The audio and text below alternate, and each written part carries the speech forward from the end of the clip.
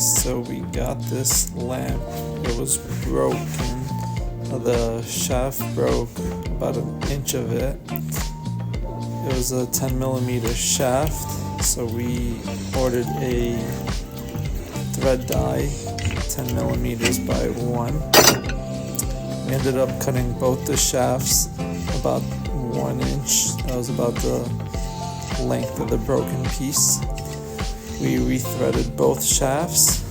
Then we started 3D modeling the end plugs, and then we 3D printed them with PLA, 100% solid fill.